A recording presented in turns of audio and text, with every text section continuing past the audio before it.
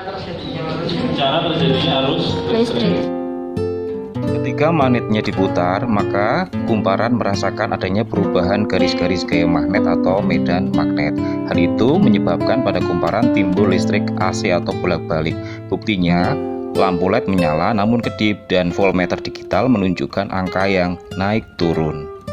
Elektromagnet atau magnet listrik tersebut menggunakan listrik DC sehingga kemagnetannya stabil. Apa jadinya jika listriknya dari PLN yang turun naik? Maka otomatis nanti kemagnetannya akan berubah-ubah, melemah, menguat, dan seterusnya. Hal itu terjadi pada trafo. Pada kumparan primer dialiri arus dari PLN sehingga kemagnetannya berubah-ubah. Ini adalah trafo yang biasa dipasang pada adaptor, misalnya cas HP mempunyai dua sisi. Yang pertama, jika ini trafo step down, coba kalian lihat tegangan lebih tinggi dari sisi inputnya, kemudian sisi outputnya tegangan pilihan lebih rendah daripada inputnya. Trafo ini bisa berfungsi menjadi trafo step down, bisa juga bisa step up, tergantung dari sisi mana inputnya. Jika inputnya lebih tinggi, maka outputnya lebih rendah. Itu adalah trafo step down dan sebaliknya. Untuk memahami cara kerja trafo, dua syarat yang harus kalian pahami adalah yang pertama, memahami cara kerja dinamo sebagai penghasil listrik AC atau bolak-balik. Dan yang kedua adalah memahami bagaimana cara membuat elektromagnet atau magnet listrik.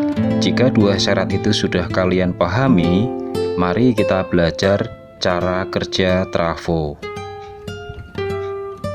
Untuk memahami bagaimana trafo itu bekerja, ada dua hal yang harus kalian pahami terlebih dahulu. Yang pertama yaitu bagaimana dinamo itu bekerja untuk menghasilkan listrik AC atau bolak-balik, dan bagaimana cara kerja elektromagnet atau magnet listrik. Sekarang coba perhatikan kumparan berwarna merah atau primer atau input. Apa jadinya jika dimasuki arus AC PLN yang turun naik? Hal ini berakibat kumparan yang berwarna merah itu akan menjadi magnet listrik atau elektromagnet, di mana kemagnetannya tidak stabil atau melemah, menguat, dan seterusnya. Perubahan medan magnet itu ternyata dirasakan oleh kumparan yang berwarna biru. Untungnya, kumparan yang berwarna biru akhirnya menjadi dapat menghasilkan listrik AC atau bolak-balik. Berbeda dengan dinamo kan, magnetnya harus diputar supaya kumparannya dapat menghasilkan listrik AC atau bolak-balik.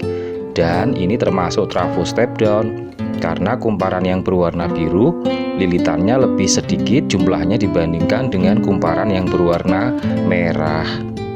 Ini adalah sisi input dari trafo step down. Perhatikan kutub negatif dan positif yang akan dihubungkan pada tegangan sumber, yaitu listrik PLN ya. Dan ini adalah trafo step down. Untuk menurunkan tegangan ada 4 pilihan tegangan, antara lain 20, 25, 35, dan 45 volt. Untuk kutub negatifnya kamu hubungkan aja pada kode huruf CT, sedangkan kutub positifnya hubungkan pada salah satu nilai tegangan yang kamu inginkan. Ini sedang mengecek nilai tegangan yang akan dihasilkan cocok atau tidak dengan voltmeter. Tegangan listrik berbanding lurus dengan jumlah lilitan kan, maka formulanya NP per NS sama dengan VP per VS. Sedangkan tegangan berbanding terbalik dengan kuat arus listrik, maka formulanya adalah VP per VS sama dengan IS per